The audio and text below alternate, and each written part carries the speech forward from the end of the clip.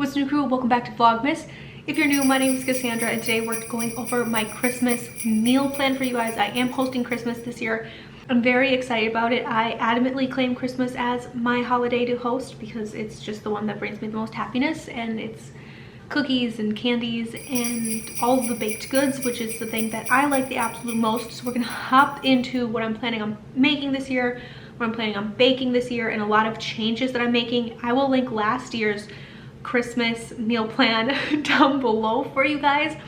Things are gonna be a little bit different this year because of the new baby. I am not making absolutely everything from scratch like I did last year, but I have to cut corners somewhere, so I'll show you guys like where I'm cutting corners, why I decided to cut those corners, and what I'm going to be doing instead. I am also working with a family member who's gluten-free and dairy-free, so I do have like a variant options of certain products to make sure that they will also have things here that they can eat and they don't have to worry about anything like only coming here and being able to eat like the turkey or something. So let's hop in, and I'm gonna start with appetizers. Also today I'm drinking, if you watched in my November grocery haul, I got some K-Cups. This is the Starbucks salted mocha caramel, so good. Starting with appetizers, we do always do like a cheese and cracker and sausage plate. My father-in-law will supply the venison sausage for that, and then I think I'm just gonna go to the local cheese factory and get a couple really nice fun cheeses. I'm probably gonna do like a white bacon cheddar. We'll probably do like a Colby Jack, or just figure out if they have any, basically kind of whatever they have. I'll probably send my husband and some of my kids to run that errand for me, and they'll go and then they'll be in charge of picking out what, like probably 3 or 4 different cheeses that they think sounds really good for the cheese platter. It's a really good and really cheap appetizer, but it's the favorite, everybody's favorite. Everybody snacks on cheese, sausage, and crackers.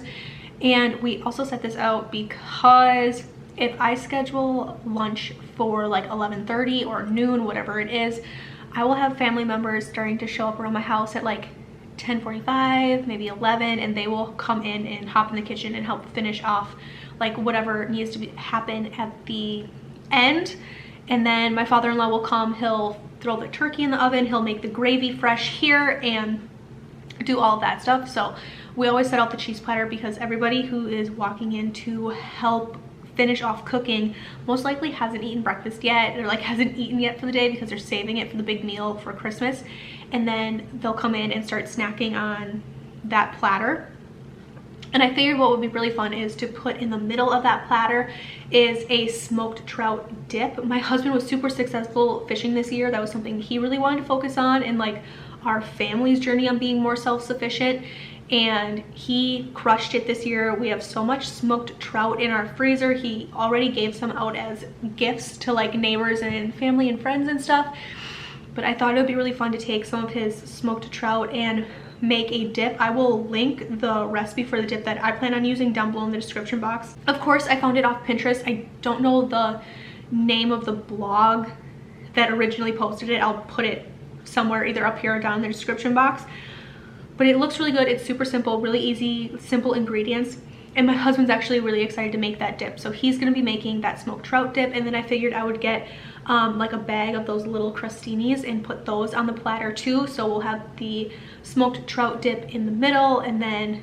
sausage, crackers, cheese, some of those little crostinis. So if people want to put the smoked trout dip either on a cracker or on a crostini, they can. And that sounds really good. It's something we've never done before, so it'll be something brand new for everybody to try, and that's always exciting too, to kind of like mix things up a little bit so it's not always the same thing. Heading into proteins, these are the two things that we are obviously going to be building the meal around. So we always do a ham and we always do a turkey. We always do both for every holiday, mostly because my husband's family is massive. He has 6 siblings, so there are 7 kids total, plus all of them, plus you know, significant others and all the nieces and nephews. It's a lot of people that we're feeding, so we always do both. My father-in-law handles the turkey specifically because he's the turkey master. He makes the best turkey, and then we will handle the ham. So I'll just put the ham in the crock in the morning, and I use my father-in-law's ham recipe that is just the best thing ever. So we always do a ham and a turkey, and then we are gonna just roll right into sides. Heading to sides, we always do, I think, like, I'm pretty sure last year I did 10 pounds of potatoes. Like, we peeled 10 pounds of potatoes for mashed potatoes, and it worked out really well. We didn't have like an overwhelming amount of potatoes left over last year, so we're probably gonna do 10 pounds again, maybe a little more, because the family has grown since last year by a handful of mouths. So we might do probably like, I don't know, 12, 13, maybe 15 pounds of potatoes this year of mashed potatoes, but lots and lots and lots of mashed potatoes, because we have lots of little babies in the family right now, and little babies love mashed potatoes and gravy. My father-in-law will make the gravy off of the turkey drippings off the turkey, and it is the best gravy you've ever had in your life. He'll make a ton of gravy because everybody loves it so much. It's so good. Something else that my family really loves that I make is the green bean casserole. I found a base recipe a couple of years ago back when we were living in New York at Fort Drum, and I have tweaked it and changed things just a little bit, and I've got a recipe that everybody really likes. Everybody really loves. People ask me for it every year. So it is a recipe that I made with you guys last year during Vlogmas. If I can find that specific video, I'll link it down below. We're making the green bean casserole, and that's really easy because you can prep it the night before Christmas, and it just takes so much stress off of you. So all you have to do is top it with the little crunchies and throw it in the oven. Of course, we're gonna do buns. This is something that I made myself last year, and it went over really well, I think, unless everybody lied to me. Who knows? I was still pretty fresh into bread making. But this is something that I'm deciding not to make from scratch this year. I'm gonna have with a brand new baby. I don't think realistically it's worth stressing myself out over to make enough buns for like 40 people.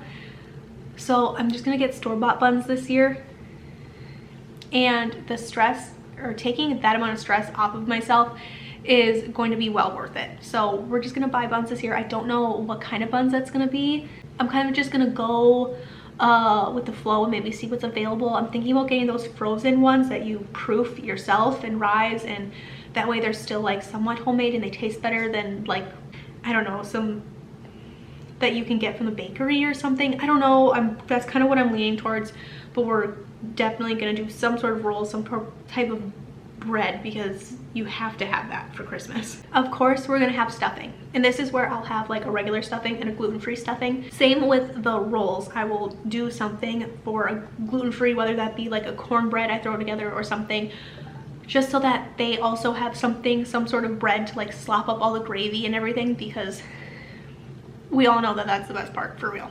I really want to do some sort of quiche, because you guys saw during my postpartum meal prep, we made those quiche, and I can't stop thinking about how well I think they would go over for Christmas. So I want to find a recipe that's more vegetable based, that there's no meat in at all, because one, that's going to help keep the Christmas meal plan budget low, because we're not going to be adding more protein into it. And normally I would throw in like a ham or a bacon or something like that into our quiche, but we're already roasting a whole ham and we're already gonna have whole turkey, so I don't really think we need to add any more meat products into the rotation of things anyways. So I kind of want to make a quiche, but I want to find a Christmas recipe. I haven't found one that I'm super in love with yet, but that's kind of on the docket, because we always have chicken eggs and I always have heavy cream and I always have cheese. So if nothing else, I might just make a really basic quiche. I don't know if you guys have any ideas on what I should throw in that, let me know down below. But I have tons of garden veggies from the garden over the summer that's preserved and just sitting in the freezer, and I think that that would be a really good vehicle to share in that bounty with the rest of the family. So I'm playing with some ideas. My mother-in-law has like one of those little crock pots, you know, that has 3 little crock pots in it, so you can put 3 different little sides in there. I always steal that from her for the holidays when I host, and I usually put barbecued weenies in one, we'll put a thing of corn in one, and then that like third roaster is kind of up for grabs. Last year I did cranberries, and I don't think everybody really liked the cranberries. I don't think anybody took it other than like my daughter and maybe grandma, but that's okay. I like throwing something different in the mix, just so there's always something new to try. So I will get that roaster from her, and all I do for the little weenies is I buy the package of like little hot dogs, those little cocktail weenies. I throw them in there with some brown sugar. You throw in a little bit of French dressing, a little bit of Baby Ray's barbecue sauce, and you just kind of let them go. You turn them on low like 2 hours before your guests are going to arrive, and those also make for a great appetizer thing too, just something different. Little barbecue weenies, you could throw a little bit of brown sugar in there. So good. We always do some corn because kids love corn, and it's just a really easy side. You just dump it in there with like a knob of butter, a little bit of salt, a little bit of pepper, and it's easy and ready to go. And that's gonna kind of round out our Christmas, right? Our Christmas meal. Now we're gonna head in to everybody's favorite category during Christmas time, and that is desserts. When we're talking about desserts, Joe's family, my husband, always does a huge cookie tray platter with a ton of different cookies and a ton of different candies on it. And usually my mother-in-law would basically work the whole month of December and make a ton of cookies, a ton of candies, and all of the kids would just kind of take turns coming in and out helping with the cookies and the candies, and all the grandkids would come over and help decorate sugar cookies. And it's just like the whole season we spend at Nana's house helping make cookies and candies. We help package them up and we help hand them out to, you know, our neighbors, my brother-in-law's neighbors, you know, anybody who has helped us throughout the year as a family. My mother-in-law has deemed that this year she is too old to be making all of those cookies and candies, and all of us have had plenty of time to learn these recipes and make them ourselves. So guess what? This is the first year all the kids are looking at each other going, man, who's making what and how are we gonna do this? So the cookie tray and the cookie platter, the candy platter, has been passed on to the next generation of children, which would be us. So we're all kind of like, okay, what's happening with the cookie platter? We decided that between the 7 siblings, every family is gonna take a different cookie. Every family is gonna bring something, whether it be a cookie or a candy, to put on that platter. So here we go. We are gonna have the cookie and the candy platter. I am already gonna be making a ton of cookies and candies anyways, because I still wanna be able to hand out those cookie boxes to a handful of my neighbors here. And we also have, or I should say, my husband has an army buddy that we send out a Christmas box to every single year, just a battle buddy of his, and he looks forward to that Christmas box every single year. He already called us and asked us to make sure that we were going to be sending out a cookie box for him. So I have to make at least the basics this year for those boxes. And what I'm planning on doing is a basic chocolate chip, a chocolate macadamia nut cookie, but I want to make that one gluten-free so that there's a gluten-free cookie on the tray. I also plan on making, I always call them kiss cookies, but I don't know what they're actually called. I'll put a picture up here for you guys, but I plan on making those with a handful of different kinds of Hershey Kisses on top. I already bought regular chocolate chip or regular Hershey's Kisses. I bought sugar cookie Hershey Kisses, and then this year for the first time I want to try making them with like little bite-sized Reese's Pieces to put in the middle. I just want to try it and see what happens. So right there are 5 different types of cookies, plus I have to make cutouts because my kids will riot if we don't do cutouts. Plus we're going to do peanut butter balls because my kids love those, and everybody, like all my neighbors and stuff, love the peanut butter balls. We're gonna make homemade Reese's Pieces because it's the exact same ingredients as the peanut butter balls. You just put them in cupcake tins to make them instead of rolling them into a ball. So we're gonna do just a handful of those. We also do white chocolate and milk chocolate, so a couple different varieties happening there. Also, my kids will definitely do chocolate covered pretzels because that is one of their favorite things to do. I think they just like dipping it in the chocolate.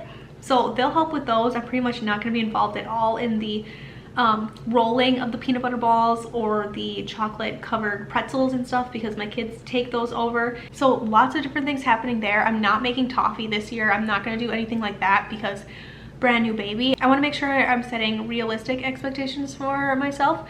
So we're only gonna do like a couple, you know what I mean? And you guys are probably watching this going, yeah, sure, that's only a couple. But if you guys only knew the amount of cookies that we typically make like 25 or 30 different cookies and candies and varieties and all sorts of different things.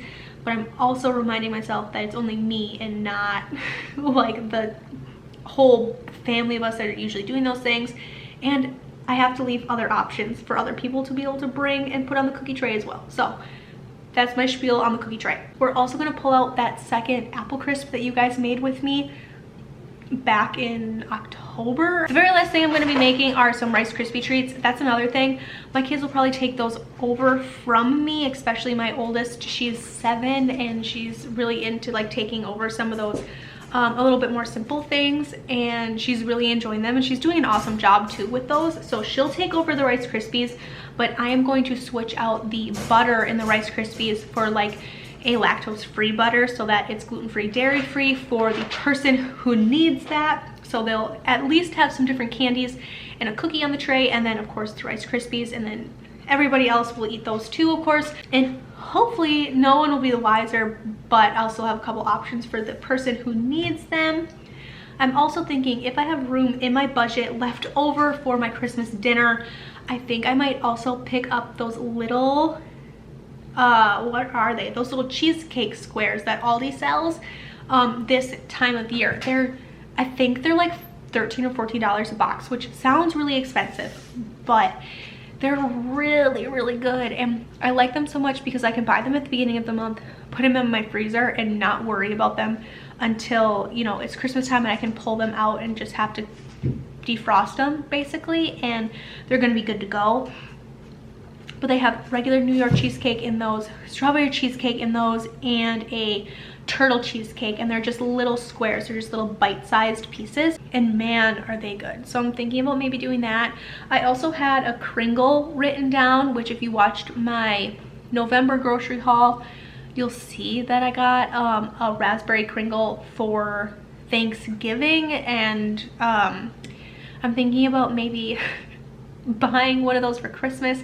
I don't know, we're gonna see what happens. I keep telling myself that I'm gonna keep it small and keep it really simple, and then I keep adding things and then taking things off the list and then re-adding some things to the list. So right now this is what I'm sitting on. I think that it's pretty manageable, especially because the cookies and candies we'll be doing all month long. It's not like I'm gonna be trying to stay up the night before and make a ton of those. You know, that's something that'll happen gradually over the whole month of December. So just like that, that is my Christmas meal plan. This video was a lot longer than I originally anticipated it being.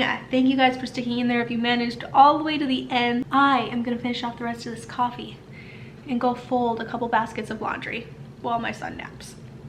The real question is, what do I want to watch while I fold laundry?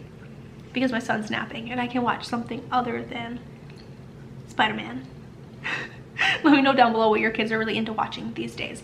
Just kidding. We've been watching a ton of Christmas movies lately too, which I'm definitely loving. I'm a sucker for Christmas movies. But thank you guys so much for hanging out with me today. Make sure you subscribe, and I will catch you guys in another Vlogmas video. Bye.